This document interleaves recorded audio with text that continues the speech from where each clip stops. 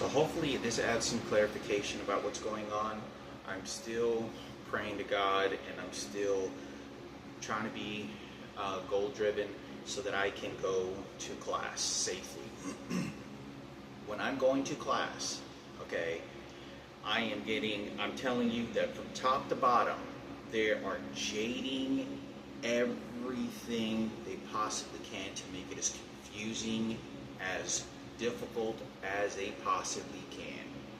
Telling me this, no way the classes start this. Then when I've only spoken to one of the program coordinators once, and I've been requesting to speak to them several times and ask for phone calls. They don't even have a direct number, and they're the ones enrolling me in classes.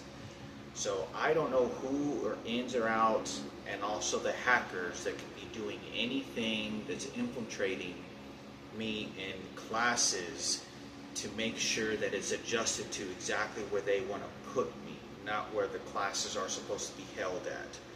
So first it was going to be Cedar Valley College.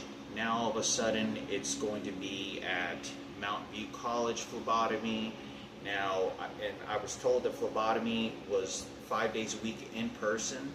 Now I got two emails. One email says from the same person that the phlebotomy is 2 days on, 2 days off, 2 days online, 2 days or 3 days in person. Then the other one says I'm going to be there in person 5 days a week. So I'm telling you that they are entirely making this as difficult as they possibly can. And it's to sabotage me so that I don't go to school. I've already spent $150. I talked about some other video.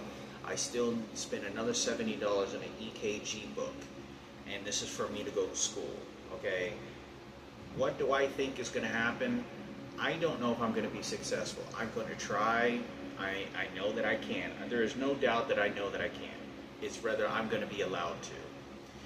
I don't know what to expect when the teacher gets there in class. I don't know what kind of students they're going to have in there. Like I said, I'm always getting these surprises where, oh, you forgot to do this, you're going to get dropped out of class. Oh, you do this, or you can't show up to class until this day, until you get this done. So they can really run any game they want on me. And I'm telling you, it's just transgender and bashing against me. They all work like fucking, if you were to set a fucking camera as I'm fucking at a college campus or at a grocery store or on a fucking mall, you would see how the transgenders parasitically run like a pack of fucking dogs coming after me. And a lot of it is sexual influenced. Like, they'll walk by me and they'll directly look at my dick and balls, and I'm not even kidding, at my testicles. Or look, there's real personal information that's being told. Like I went to the doctor because I had acne on my back, and I was like trying to figure out, well, maybe I can get some lotion or maybe some medication. So I didn't say anything to anybody, and it's the first time I ever put any videos on it. So the people in the hospital, what they're doing now, the transgenders, they're listening to me talk to the doctor, and they're listening to me to tell anybody, and what they're doing is they're notifying and dispatching their gays and transgenders on a separate message board, on a separate message group. So they're all messaging grouping each other, and saying, oh, Hector has cancer, oh, Hector is trying to get this. And so they'll send all this information to these people, and then they'll walk behind me and tell me, that's nasty. And they'll say all this fucked up shit. So I think it's important for me to talk about this. There's so many people. It's non-stop. This is 100% why I have always had to remain running, jumping on planes, living in the streets, sleeping in alleys, sleeping in parks next to dumpsters, because there's so many of them that are being plunged at me that you can't get away from it. They get dispatched that that's the enemy, and they don't care about who got raped. They know, let me tell you, I could get into so much more nasty details about my brother being raped, and then protecting the guy that did the sexual molestations. And this is over 25 years ago. and they kept him safe living in a house with his family, with his transgender wife.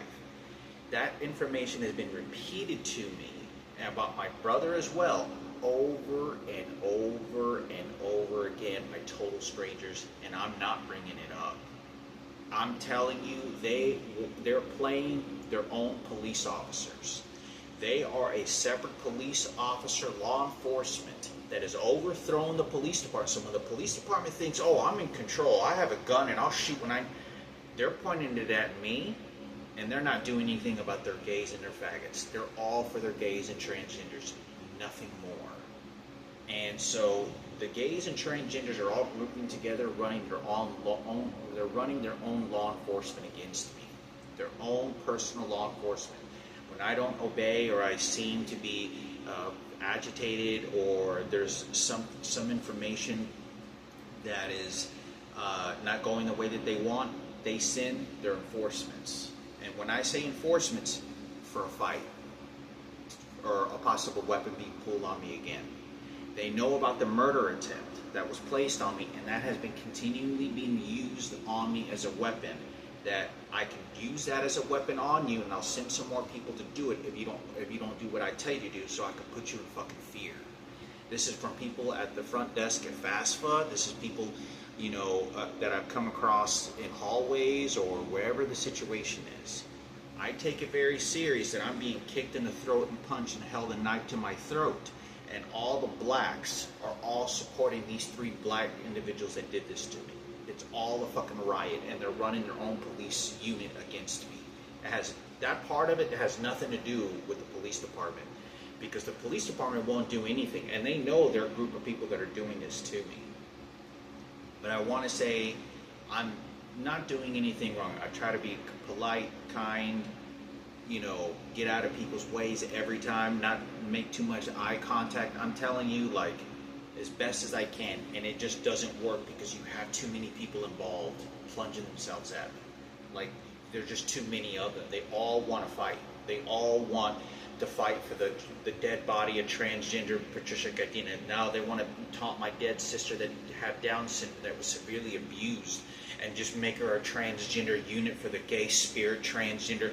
No, now we're doing this for President Barack Obama. No, now we're doing this for the black niggas. It becomes then racist. And the blacks are very racist. I'm telling you, from top of the fucking hardcore racist, like the Ku Klux Klan fucking racist. They're a separate unit. And I'm telling you, it's a chaos of fucking war. You can't ever fucking escape the situation, because some people may just walk by and just kind of go about their business, but there's 100 of them. There's thousands of them. How many of them do you think want to take it to a very, very deep personal level just to have an enjoyment of a sick sort of sexual lusting toward me?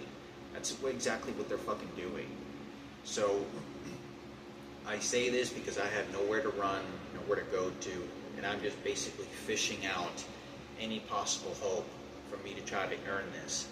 But when I make these choices to go into patient care technician, keep in mind, they're telling me so many different stories, and they're not explaining things, because the sabotaging and the domino effect will happen later. So they're doing this, and they're just milking off the time. So I'm praying and hoping that someone can hire. I don't even know if hiring a personal detective, private detective, is going to be any good, because there's too many gays and transgenders. When you have that, they're only work for their team. They don't know how to function for anything else. They don't give a fuck. They don't care about who is right and wrong. If you're gay, you're transgender, you're one of them. Period. There's no conversation, there's no argument, there's no rationalizing, there's no common sense ground to anything. They want to feel sorry for rapists. They want to steal this money. They want to then threaten me with this. And it's nonstop. So you gotta understand, this is the world that I live in, that I can't do anything about. This is why I'm jumping on fucking planes for 12 years, for 14 years, for 12 years, since the age of about 30 years old. I'm literally jumping from city to plane to bus all over the fucking United States, even into foreign countries, fleeing into Iceland, homeless, going into Poland to Auschwitz, Birkenau, following me into the death chambers and death camps. This is going into jumping into planes from porting and bridging planes from Germany. What was it? No, it wasn't Germany. It was London to Poland to Iceland, even into Mexico. And I'm not kidding. I mean, this is how crazy. And in flights and all throughout the United States, like I said before, total chaos. And you get into the airports, and there's faggots and these transgenders that are like this, like red, like they got a firearm and they got a sniper ready to shoot me. And these aren't people that are dressed in police uniform. These are fucking pedestrians that are sitting around doing, like, we're fighting for President Barack Obama, we're fighting for the United States, the fucking terrorist who's gonna bomb up the fucking, planes or some shit. And, like, I'm telling you, like, I couldn't be more polite. Like, there's fucking people, Middle Eastern people in foreign countries that look like terrorists that are being respected 10 times more than I am. Like, and it doesn't matter. Like, it's just transgenders and gays. It's 100% like that. But here I am trying to make the better of my life, trying to better have purpose in my life, to try to earn this. So making this difficult is telling me many different things. I have to spend money that it's not easy for me to earn. And I'm running low on very low funds. I had to spend 2 hours to get to school again.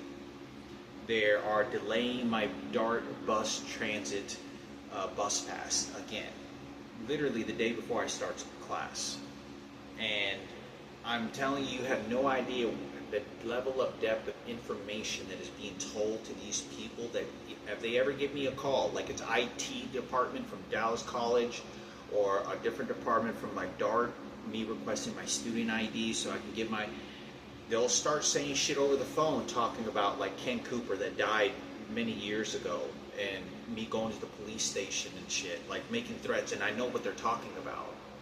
Like, so they know very deep information, including my mother. My mother, I have not spoken to my mother, my biological mother. I had not spoken to her since I was 38 years old. It's now been about 4 to 5 years that I have actually seen my mother.